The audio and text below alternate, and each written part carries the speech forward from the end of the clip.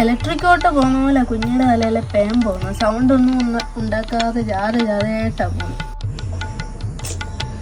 നിന്നോട് ഞാൻ പറഞ്ഞിട്ടുണ്ട്, ഈ ഒരു തിരക്കഥ എഴുതുകയാണ്, അത് ഈ സൃഷ്ടിയുടെ പ്രസവം എന്നൊക്കെ പറഞ്ഞാൽ വലിയ ബുദ്ധിമുട്ടുള്ള കാര്യമാണ്. അന്നേരം വന്നിരുന്നു അവള് മൂട്ടെ കൊല്ലുന്നു, ഈ പേനെ കൊല്ലുന്ന കാര്യമാണ് പറയുന്നത്.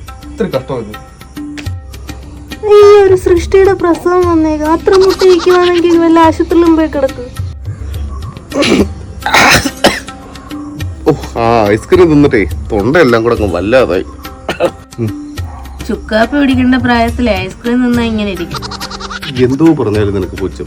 എടി, നീ ഞാൻ എഴുതിയ തിരക്കഥയൊന്ന് വായിച്ചു, അന്നേരം നിന്റെ ഈ പുച്ഛം അങ്ങ്.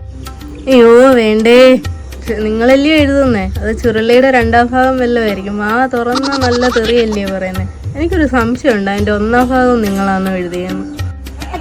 അച്ചാച്ചിക്ക് സിനിമ എഴുതാതെ നാടകം എഴുതിക്കൂടെ?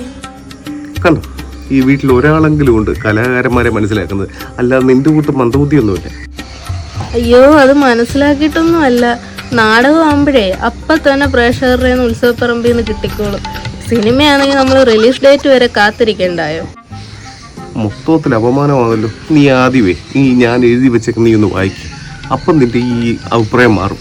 എൻ്റെ പൊന്നു മനുഷ്യൻ, നിങ്ങൾ എഴുതുന്നത് നിങ്ങൾക്ക് തന്നെ വായിക്കാൻ പറ്റുന്നുണ്ടോ? ഞാൻ ഇന്നാളെ നിങ്ങൾ എഴുതിയ പേപ്പർ മാറി എടുത്തുകൊണ്ട് പോയി മെഡിക്കൽ സ്റ്റോറിൽ കൊടുത്തു. അവിടെ നിന്നാണ് എനിക്ക് ഷുഗറിൻ്റെ മരുന്നും തന്നു, സ്കാൻ ചെയ്യാനും കയറ്റി വിട്ടു, പോരാത്തതിന് എനിമയും കൂടെ വെച്ചേക്കുന്നു. എന്നിട്ട് പറയാം നല്ല ഡോക്ടറാണ്. ഞാൻ അറിയാതെ ഞാൻ ഈ പണിയും പഠിച്ചു. ചേച്ചി, എന്റെ ഡാൻസ് സ്കൂളിൽ നിന്ന് ഇവിടെ ടീച്ചർ വന്നായിരുന്നു. കണ്ടോടി, കലാകാരന്മാരെ തിരക്കി കലാകാരികൾ വരുന്നത് കണ്ടോ? അവരെ എന്നെ തിരക്കി വന്നതാ, അവരുടെ ഡാൻസ് സ്കൂളിൽ ചേരാൻ വേണ്ടി.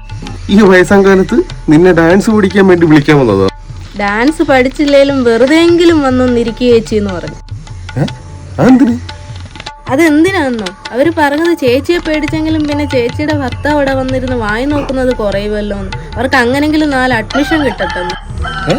അവരങ്ങനെ പറഞ്ഞു. പക്ഷെ എന്നെ കാണുമ്പോ അവർ ചിരിച്ചു കാണിക്കുമല്ലോ.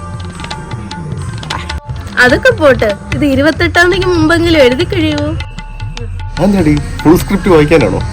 28-ാം തീയതി ആകുമ്പോ ഹരിതകർമ്മസേനയിൽ ചേച്ചിമാര് വരും, അവർക്ക് ഇത് തൂക്കിപ്പറക്കി കൊടുക്കാനാ. കലാകാരന്മാരെ വളരാനും സമ്മതിക്കത്തില്ലയോ?